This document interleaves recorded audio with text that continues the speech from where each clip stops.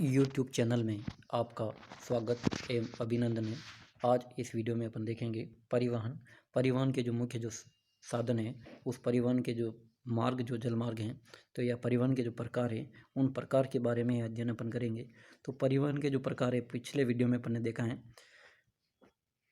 जल परिवहन, स्थल परिवहन के बारे में जो अपन अध्ययन करेंगे। तो सबसे पहले अपन ने देखा था जल परिवहन के आंतरिक जो जल परिवहन मार्ग हैं विश्व स्तर पे, उसमें एशिया है, एशिया, यूरोप आदि के बारे में अध्ययन किया है अपन ने। तो आज अपन अध्ययन करेंगे दक्षिण अमेरिका के बाद में अफ्रीका के आंतरिक जल मार्ग। अफ्रीका के जो आंतरिक जो जल मार्ग हैं, यहाँ पे मुख्य रूप से नील, कांगो, नाइजर, ऑरेंज, ज़ैम्बेजी आदि जो अनेक बड़ी जो नदियां हैं, उन नदियों के द्वारा जो आंतरिक जल परिवहन के रूप में इनका जो योगदान है, जो ये इसमें है। तो अफ्रीका में जो है, क्योंकि क्षेत्रफल की दृष्टि से बहुत बड़ा महाद्वीप है, तो इसमें जो है नील नदी जो है मुख्य रूप से जो बहुत विश्व की सबसे लंबी नदी है, तो यहाँ पे जो नौगम्य जो होता है उसको अफ्रीका के आंतरिक जल मार्ग के रूप में मुख्य रूप से जाना जाता है। इसके अलावा भी नील के अलावा भी कांगो जो है, उसके बाद में ऑरेंज, ज़ैम्बेजी जो आदि जो नदियाँ हैं, उसका भी यहाँ पे आंतरिक जल मार्ग के रूप में यहाँ पे उपयोग होता है इन नदियों का भी। अब जो जिसमें सबसे पहले जैसे सबसे ज़्यादा महत्वपूर्ण जो है वो नील, कांगो और नाइजर, ऑरेंज और ज़ैम्बेजी, ठीक है, ये जो अनेक बड़ी नदियाँ हैं। लेकिन केवल नील नदी का मुहाना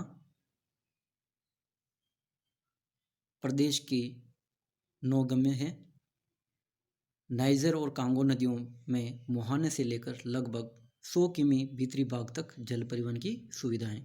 दक्षिणी नदियाँ प्रवाहित होने के अनुकूल नहीं है जल परिवहन की दृष्टि से देखा जाए तो।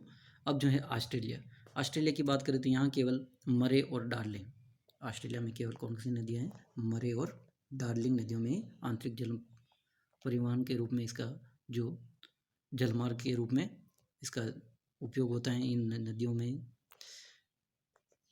यानी मरे और डार्लिंग के जो मुहाने से लगभग 1500 किमी अंदर तक जलपोत आ जा सकते हैं।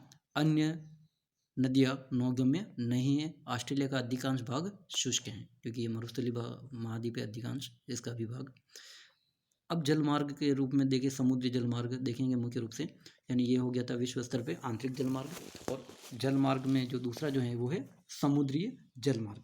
समुद्री जलमार्ग यानी ओशियन, यानी जो बड़े बड़े जो विश्व स्तर पे जो सागर हैं, इनमें इनके द्वारा जो जलपोतों में जो माल या वस्तुओं का जो सेवाओं का एक स्थान से दूसरे स्थान पर पहुंचाने का जो साधन के रूप में उपयोग किया जाता है, तो जिसको समुद्री जलमार्ग कहते हैं, यानी ओशियनिक वाटरवेज। तो समुद्री क्षेत्रों में बंदरगाहों तथा संबद्ध सुविधाओं को मद्देनजर रखते हुए जलयानों के लिए निर्धारित मार्गों को समुद्री जलमार्ग कहते हैं। यानी ये क्या यहाँ संबद्ध सुविधाएं भी होनी चाहिए, बंदरगाह वहाँ उपलब्ध होने चाहिए, और वो जो समुद्र तटीय भागों में सामान्यतः बंदरगाहों का निर्माण किया जाता है। तो यानी निर्धारित मार्गों को समुद्री जलमार्ग कहते हैं। इन पर जलयान निश्चित दिशा पर चलते हैं, यानी एक निश्चित दिशा पे ही चलते हैं।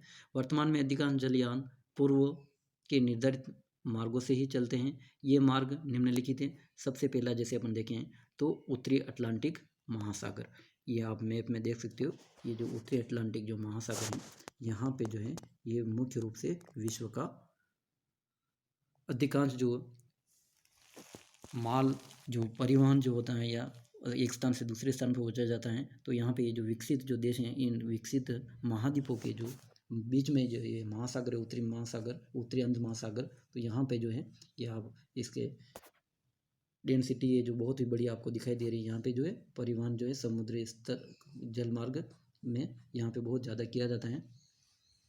तो उत्तरी अटलांटिक महासागर की बात करें तो ये आपको मैप भी जरूर बनाना है। तो उत्तरी अटलांटिक महासागर यह विश्व का सर्वाधिक व्यस्ततम जलमार्ग है। ये जीके का भी प्रश्न है, आपको ध्यान रखना है, यानी विश्व का सर्वाधिक व्यस्ततम जलमार्ग है समुद्री, ठीक है, ये ध्यान रखना है। आंतरिक जलमार्ग की दृष्टि से बात नहीं कर रहे हैं, आंतरिक का पिछले वीडियो में हो गया है, ठीक है। जहाँ से संपूर्ण विश्व के कुल अंतर्राष्ट्रीय व्यापार का, यानी यहाँ पे जो है संपूर्ण अंतर्राष्ट्रीय व्यापार का लगभग 30 से 40% आयात एवं निर्यात होता है। कितना? अंतर्राष्ट्रीय व्यापार का लगभग 30 से 40% आयात निर्यात उत्तरी अटलांटिक जलमार्ग द्वारा ही होता है। इस मार्ग पर सर्वप्रथम 1938 में स्टीमर जलपोत चलाए गए, लेकिन इस मार्ग का सर्वाधिक विकास द्वितीय विश्व युद्ध के बाद में हुआ। यानी इसका जो है द्वितीय विश्व युद्ध के बाद में इसका सर्वाधिक विकास हुआ है, जबकि सर्वप्रथम 1938 में स्टीमर जलपोतों को यहाँ पे चलाया गया था। वर्तमान में लगभग 300 कंपनियों के जलयान इस मार्ग पर चलते हैं। यह विश्व के दो सर्वाधिक समृद्ध, यानी ये जो है विश्व के दो सर्वाधिक समृद्ध विकसित प्रदेशों, जिसमें पश्चिमी यूरोप और उत्तरी अमेरिका को जोड़ता है। यानी ये विकसित जो प्रदेश हैं, जिसमें मुख्य रूप से पश्चिमी यूरोप और उत्तरी अमेरिका को जोड़ता है। उत्तरी अमेरिका के पूर्वी तट पर स्थित समुद्री पत्तनों तथा पश्चिमी यूरोप यानी भूमध्य सागर से श्वेत महासागर तक के समुद्री पत्तनों के मध्य चलने वाले सामान्यतः सभी जलयान इसी जलमार्ग का अनुसरण करते हैं। यह समुद्र मार्ग वास्तविक वृत्त मार्ग यानी ग्रेट सर्किल रूट से विचलित होकर थोड़ा दक्षिण में होकर चलता है या होकर जाता है। न्यूनतम दूरी वाले मार्गों पर लेब्राडोर ठंडी धारा, यानी यहाँ पे जो है कौन सी ठंडी धारा, ये जो है ये भी ध्यान रखना, ये जीके में प्रश्न पूछते रहते हैं। लेब्राडोर ठंडी जलधारा यहाँ पे चलती है और गल्फ स्ट्रीम की गर्म धारा के मिलने से अधिक कोहरा यहाँ पे छाया रहता है।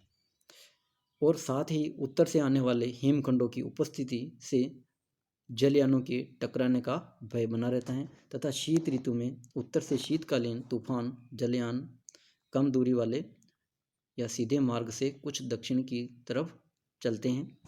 यानी यहाँ पे जो इन कारणों से यहाँ पे जो सीधा जो न्यूनतम जो दूरी वाला मार्ग यहाँ पे नहीं अपनाया जाता है और थोड़ा लंबी दूरी वाले मार्ग को यहाँ पे अपनाया जाता है। यानी यहाँ पे लेब्राडोर और गल्फ स्ट्रीम की जो ठंडी जलधारा मिलती है उससे कोहरा भी बनता है। इसके अलावा उत्तर की दिशा से जो आने वाले जो हिमखंड है उनके जलयानों के टकराने से यानी दुर्घटना यानी जो हादसा होने की को ध्यान में रखते हुए यहाँ पे ये इसको नहीं अपनाया जाता है। न्यूनतम दूरी वाले मार्ग को थोड़ा दक्षिण से होकर ये जलयान यहाँ से गुजरते हैं। ये आपको मैप जरूर बनाना है जिसमें ये जो है आपको यहाँ स्पष्ट दिखाई दे रहा है। ये जो यहाँ पे जो रोटरडम एम्स्टर्डम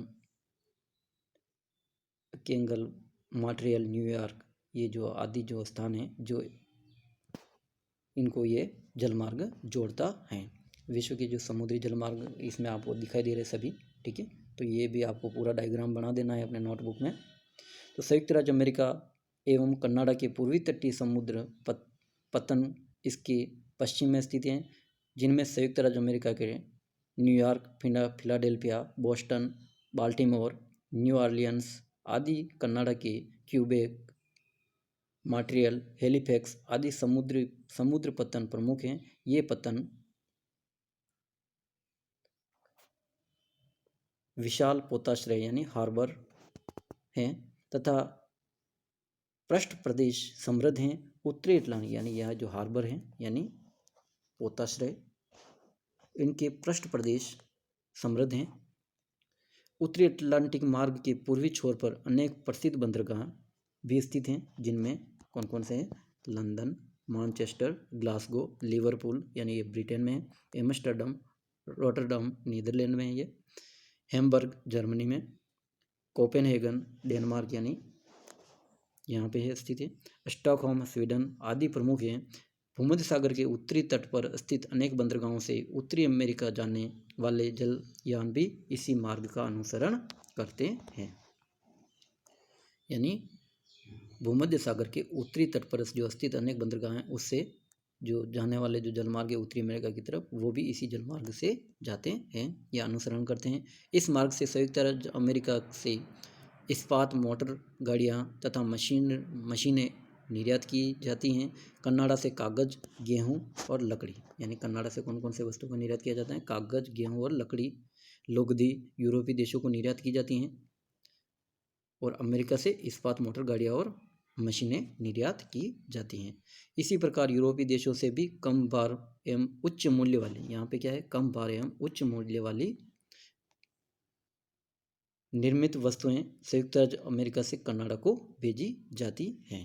ठीक है, अब जो है उसके बाद मतलब कि उत्तम आशिया अंतरिक्ष जलमार्ग, उत्तम आशिया जो अंतरिक्ष जलमार्ग हैं यानी Cape of Good of route, इस जलमार्ग द्वारा पश्चिमी यूरोप तथा उत्तरी एवं दक्षिणी अमेरिका के, उत्तरी और दक्षिणी अमेरिका के पूर्वी तटीय समुद्री पत्तनों से पश्चिमी तथा पूर्वी अफ्रीका यानी अफ्रीका के पश्चिमी और पूर्वी अफ्रीका और ऑस्ट्रेलिया एवं न्यूजीलैंड के लिए जलयान जाते हैं। यह मार्ग अपेक्षाकृत सस्ता पड़ता है, यानी ये जो मार्ग है अपेक्षाकृत सस्ता पड़ता है क्योंकि स्वेज नहर का भारी कर जहाज़ों को नहीं चुकाना पड़ता है, परंतु अपेक्षाकृत अधिक समय लगने के कारण इस मार्ग से कम जहाज जाते हैं।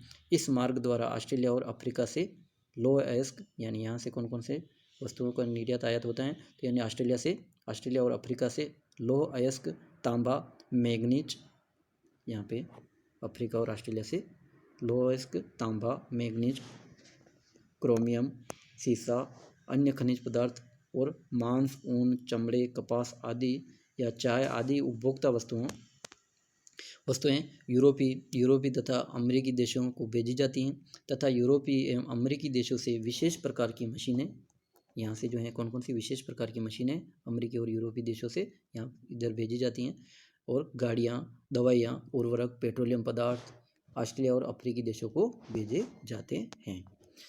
तीसरा जो मार्ग है जो है समुद्री जलमार्ग, तो इसमें है प्रशांत महासागरीय जलमार्ग। ये आपको इसमें मैप में जरूर देख लेना है। ठीक है, मैप में आप देखोगे तो आपको यहाँ पे स्पष्टता आपको दिखाई देगा। ठीक है, तो ये जो है आपको जरूर इसमें ध्यान रखना है। जलमार्ग, प्रशांत महासागरीय जो जलमार्ग हैं जिसमें प्रमुख रूप से कौन से हैं, तो ये अपन देखेंगे। तो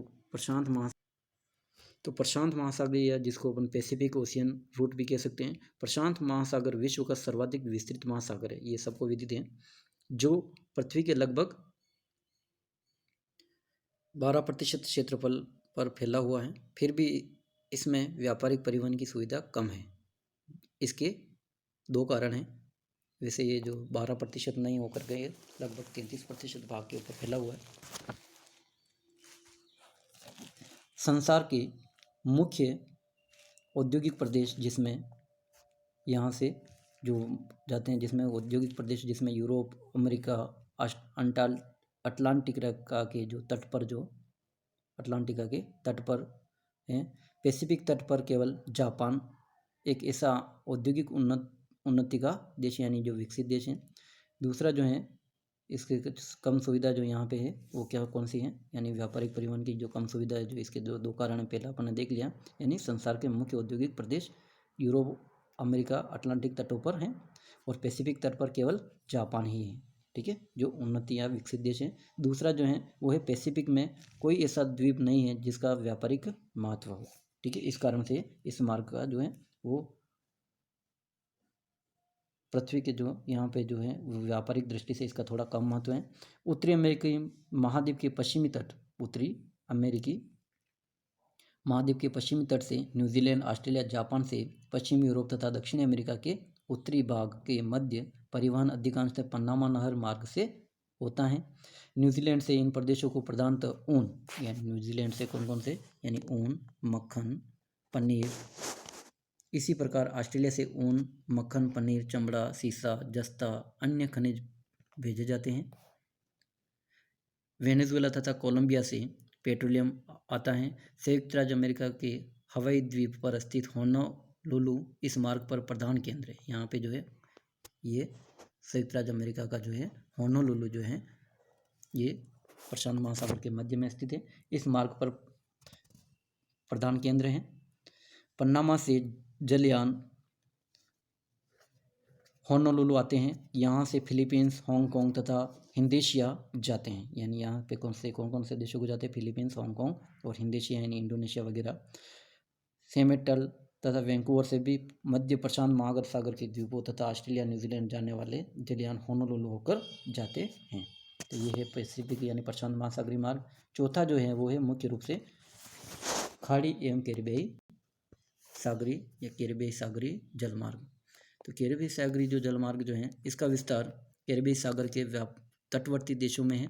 यह कोलंबिया, वेनेजुएला, ट्रिनिडाड, सूरीनाम, मध्य अमेरिकी देशों, पश्चिमी द्वीप समूह, मेक्सिको की खाड़ी, मेक्सिको की तटीय देशों जिसमें मेक्सिको और संयुक्त राज्य अमेरिका के मध्य यातायात की सुविधा प्रदान करता है। यानी कोलंबिया, वेनेजुएला, ट्रिनिडाड, सूरीनाम, अमेरिकी देशों एवं पश्चिमी द्वीप समूह, मेक्सिको की खाड़ी के तटीय जो देश जो हैं संयुक्त राज्य अमेरिका के मध्य यातायात की सुविधा प्रदान करता है। यह कम दूरी का मार्ग है जो मेक्सिको की खाड़ी तथा कैरिबियाई सागरीय तटीय मार्गों को संयुक्त करता है। यह मार्ग पनामा नहर द्वारा उत्तरी और दक्षिण अमेरिका के पश्चिमी तटीय पतनों से जुड़ा हुआ है। यानी ये पनामा नहर के बन जाने के बाद में ये जो जुड़ा हुआ है, ठीक है, ये ध्यान रखना है। पश्चिमी और उत्तरी जो अमेरिका के जो पश्चिमी तटीय पतनों से जुड़ा हुआ है। उत्तरी अमेरिका की पूर्वी तटीय पतनों के माध्यम से यह मार्ग उत्तरी अटलांटिक मार्ग से भी संबद्ध है। यानी ये उत्तरी अटलांटिक महासागर से भी संबद्ध है। मेक्सिको की खाड़ी तथा कैरिबियाई सागरीय तटीय बंदरगाहों से चीनी, यहाँ से कौन कौन सी वस्तुएं, चीनी, नारियल, कहवा, केला, सब्जियां, कठोर लकड़ियां, पेट्रोलियम, गंधक, लोहा, अयस्क, बॉक्साइट आदि खनिज पदार्थों का निर्यात किया जाता है। खाद्य पदार्थों में खाद्य पदार्थ, रासायनिक पदार्थ, वस्त्र, मशीनें, कागज, मोटर गाड़ियाँ आदि यहाँ से निर्यात की जाती है इस मार्ग से होकर। दक्षिणी अटलांटिक मार्ग। अब दक्षिणी अटलांटिक मार्ग की बात करें तो दक्षिणी अटलांटिक मार्ग में इस मार्ग द्वारा दक्षिण अमेरिका के उत्तरी पूर्वी तटीय बंदरगाह जुड़े हुए हैं। इनमें रियो डी जेनेरो, सेंटोस, यहाँ पे जो है रियो डी जेनेरो, सेंटोस जो कॉफी बंदरगाह के नाम से भी जाना जाता है, जीके का प्रश्न है, आपको ध्यान रखना है, ब्राज़ील में, ठीक है। ब्यूनस आयर्स, वाहिया, ब्लाका प्रमुख बंदरगाह हैं। इस मार्ग से उत्तरी अमेरिका और यूरोप के लिए जलयान आते जाते हैं। रियो डी जेनेरो से जलयान केप टाउन होते हुए पूर्वी अफ्रीका, यानी रियो डी जेनेरो जो है यहाँ पे पृथ्वी सम्मेलन हुआ था, ये ध्यान रखना, जीके का प्रश्न है, ठीक है। जो जलयान रियो डी जेनेरो से पूर्वी अफ्रीका, एशिया, ऑस्ट्रेलिया के लिए जाते हैं, ठीक है। कहाँ कहाँ जाते हैं, पूर्वी अफ्रीका, एशिया और ऑस्ट्रेलिया के लिए जाते हैं। कहाँ से, रियो डी जेनेरो से। दक्षिण अमेरिका के जो ये पूर्वी तटीय पतनों से गेहूं, मक्का, ऊन, चमड़ा, मांस, कपास, कहवा, ये प्रमुख रूप से जो वस्तुएं जो है गेहूं, मक्का, ऊन, चमड़ा, मांस, कपास, कहवा, चीनी आदि अमेरिकी एवं यूरोप से आयातित वस्तुओं में कौन कौन सी है, तो ये अपन देखेंगे। तो यहाँ पे जो है प्रमुख रूप से ये निर्यात की जाती है उत्तरी अमेरिका तथा यूरोप से आयातित जो वस्तुएं हैं जिसमें लोहा, इस्पात, रेल इंजन तथा वैगन,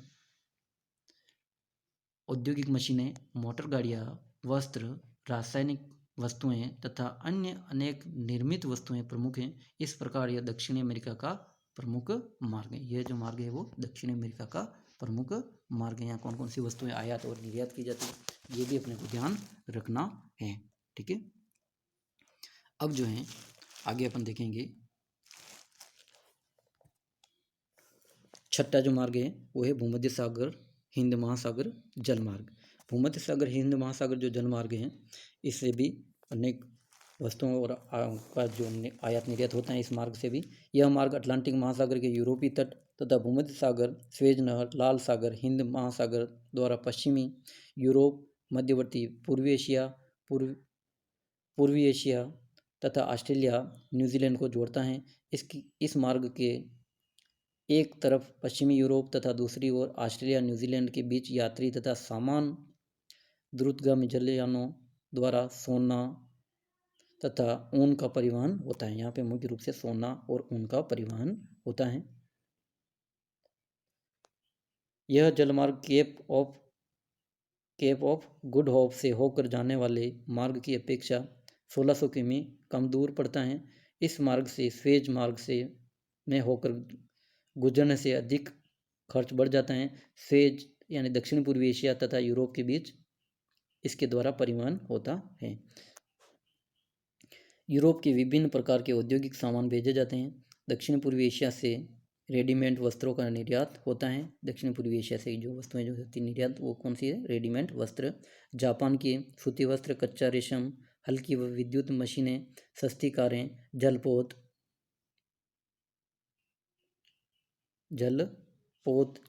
तथा चाय आदि पश्चिमी यूरोप को भेजी जाते हैं। पश्चिमी यूरोप तथा पूर्वी अफ्रीका के बीच भी कहवा, तंबाकू, चमड़े, खनिज पदार्थ और बदले में यूरोप तथा संयुक्त राज्य अमेरिका से विभिन्न औद्योगिक वस्तुओं का आदान प्रदान इस मार्ग से होता है। भूमध्य सागरीय जो मार्ग जो है यानी भूमध्य सागरीय, हिंद महासागरीय जल मार्ग से। सातवां जो है उत्तरी अमेरिका का पश्चिमी समुद्री मार्ग। अब पश्चिमी जो यानी उत्तरी अमेरिका का जो पश्चिमी समुद्री तट जो मार्ग जो है, इसमें पन्नामा में नहर बन जाने से, पन्नामा में नहर बन जाने के बाद उत्तरी अमेरिका के पश्चिमी तट से पूर्वी तट तथा यूरोप के बीच परिवहन में बहुत वृद्धि हो गई है, क्योंकि इससे दूरी बहुत कम हो गई है। पश्चिमी समुद्र तटीय मार्ग पन्नामा से अलास्का तक जाता है। अलास्का तथा ब्रिटिश कोलंबिया से लकड़ी, लुगदी, मशीनें, यहाँ से पश्चिमी अलास्का से जो कौन कौन सी वस्तुएं जो निर्यात की जाती है जिसमें, तो यहाँ पे अपने को ध्यान रखना है, यानी अलास्का तथा ब्रिटिश कोलंबिया से लकड़ी, लुगदी, मछली तथा खनिज अमेरिका के अन्य राज्यों तथा मेक्सिको तथा अन्य अमेरिका के देशों को में ये भेजे जाते हैं। मध्य अमेरिका के पूर्वी तटों से पन्नामा नहर द्वारा केला, वनस्पति तेल, मछली आदि कैलिफोर्निया तथा ब्रिटिश कोलंबिया में जाते हैं। इसके अतिरिक्त उत्तरी अमेरिका के पूर्वी तट से विविध औद्योगिक वस्तुओं का परिवहन इस मार्ग से होता है, जो पश्चिमी तटीय राज्यों में भेजे जाते हैं। ये जो हैं अपने प्रमुख रूप से समुद्री मार्ग। अब जो नहरें जो हैं, ये जो आपको कभी स्वेज नहर और पनामा नहर के बारे में प्रश्न बनता है, तो ये भी आपने को ध्यान रखना है, छोटे प्रश्न के रूप में भी आता है। तो स्वेज नहर कहाँ है, पनामा नहर कहाँ है, तो ये आपको डायग्राम जरूर बनाना है, यानी पोर्ट साइड जो इसका उत्तरी भाग है स्वेज नहर का। तो स्वेज नहर जो है विश्व की सबसे बड़ी व्यापारिक नहर है, इसका वृहत व्यापारिक महत्व है।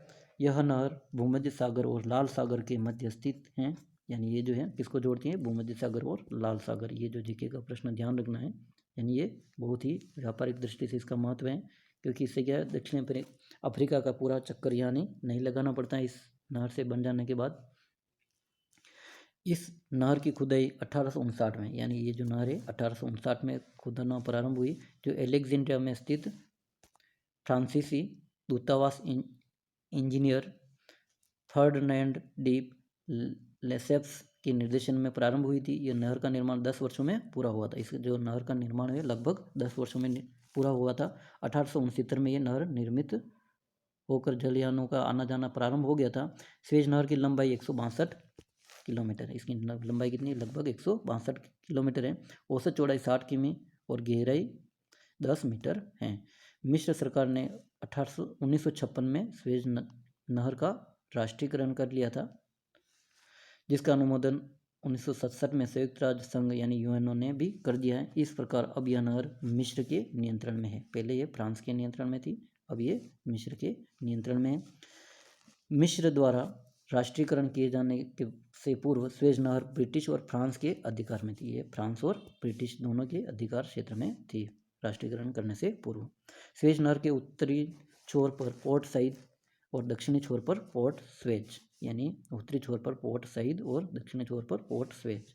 ठीक है, ये अपने को ध्यान रखना है। इस डायग्राम में ये आपको दिखाई दे रहा है पोर्ट सईद यहाँ पे ये, ठीक है, और दक्षिणी जो सिरा जो इसका है पोर्ट स्वेज, जो स्वेज नहर इसी के नाम से है। ठीक है, ये यहाँ पे पोर्ट स्वेज जो है ये स्थान है।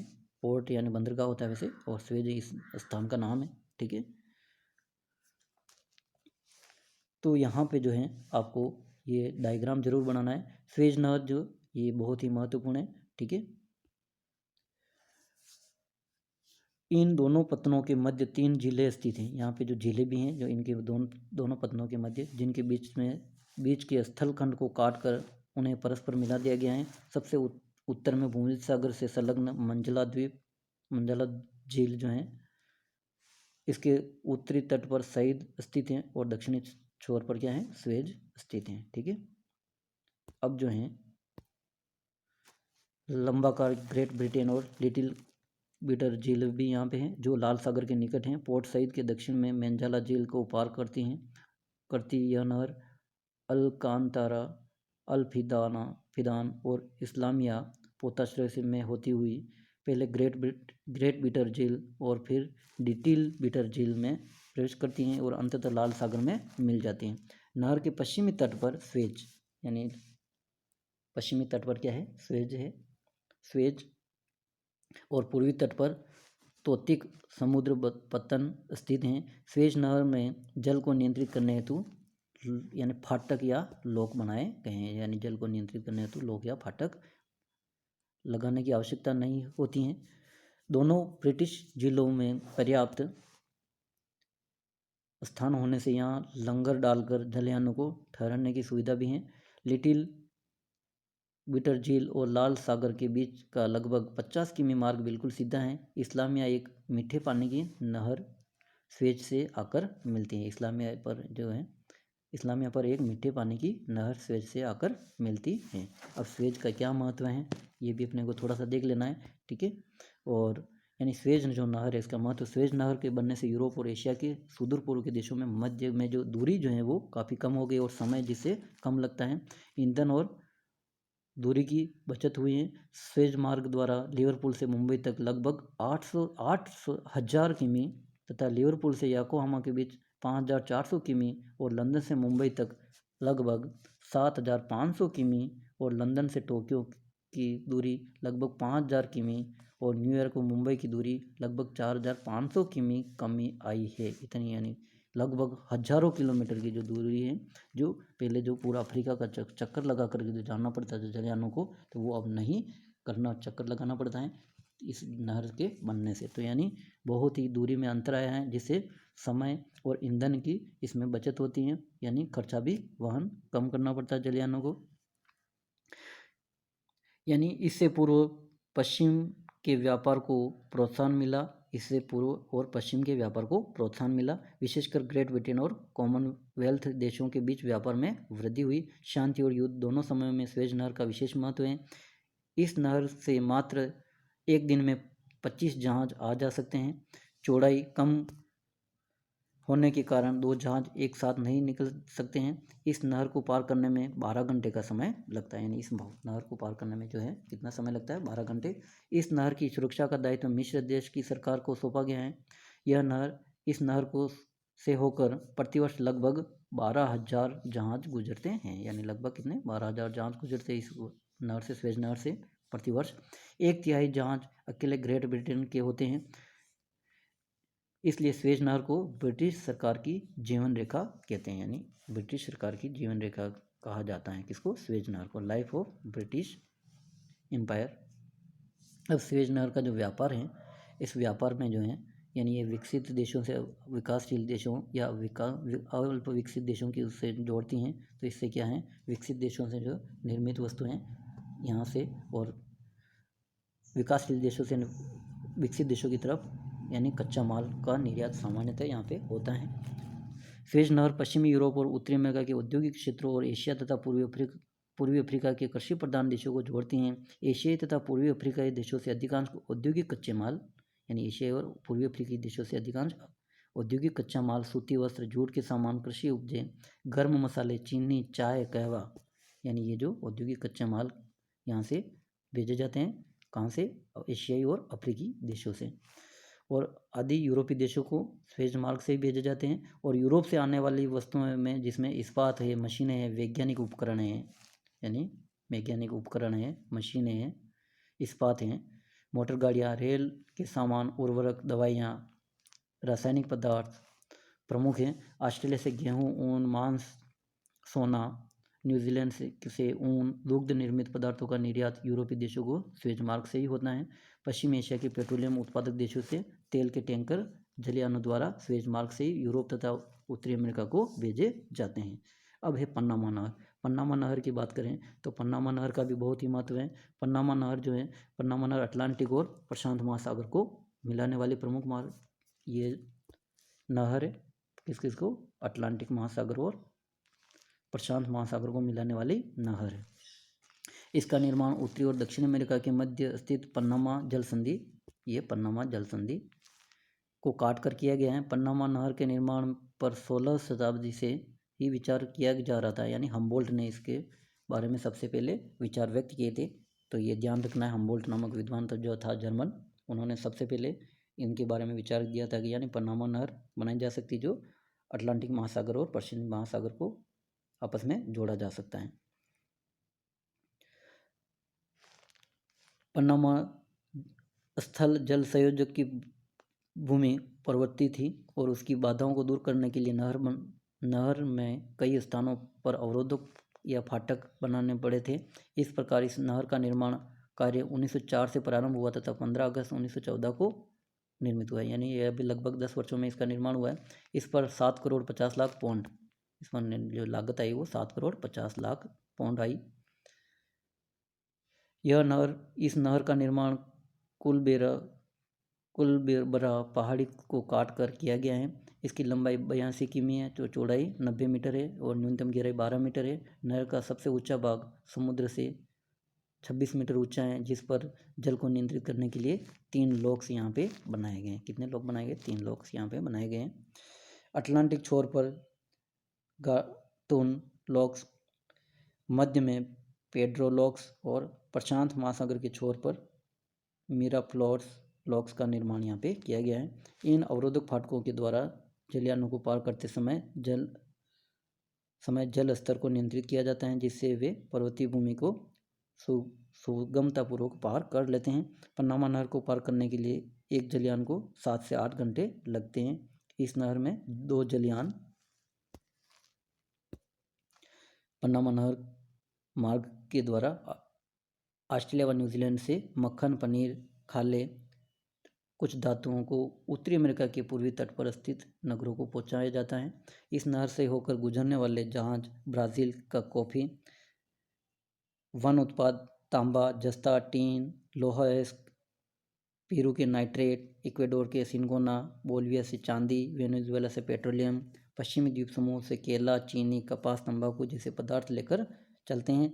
पूर्वी संयुक्त राज्य अमेरिका से पन्नामा नहर होकर जापान को जाने वाले जहाज खाद्य पदार्थ, कोयला, केला, स्क्रैप, लोहा, फास्फेट, कपास लेकर जाते हैं। अब जो है इनमें क्या तुलना है ये अपने को अच्छे से देख लेनी है। यानी स्वेज नहर की गहराई अधिक है, पन्नामा नहर अपेक्षाकृत कम गहरी है। स्वेज नहर पर्याप्त दूरी तक समतल है और लॉक्स की आवश्यकता इसमें नहीं है, जहाज़ों को आने जाने में कोई व्यवधान नहीं है। जबकि पन्नामा नहर में क्या है, 3 लॉक्स हैं। जो इसके अलावा स्वेज नहर एक प्रकार से स्वतंत्र नहर है और पन्नामा नहर को प्रशांत महासागर की नहर कहते हैं। इस पर संयुक्त राज्य अमेरिका का अधिकार है, यानी इस पर जो है पन्नामा नहर पर किसका अधिकार है? संयुक्त राज्य अमेरिका का। स्वेज नहर मार्गों में जलयानों से अधिक कर वसूली किया जाता है, जबकि पन्नामा नहर मार्ग में जलयानों को अपेक्षाकृत कम कर देना पड़ते हैं। ठीक है, इस प्रकार से यानी स्वेज नहर में एक साथ 2 जलयान नहीं निकल सकते हैं, इसलिए जहाज़ों को इंतजार करना पड़ता है। और पन्नामा नहर में एक साथ 2 जहाज निकल सकते हैं, ये भी मुख्य अंतर है। ठीक है, धन्यवाद। आपको इस वीडियो को अच्छे से अपने को सुनना है और देखना है, और अपने को जो PDF आपको भेज दिया गया है अपने नोटबुक में नोट्स जरूर बना लेवे। धन्यवाद।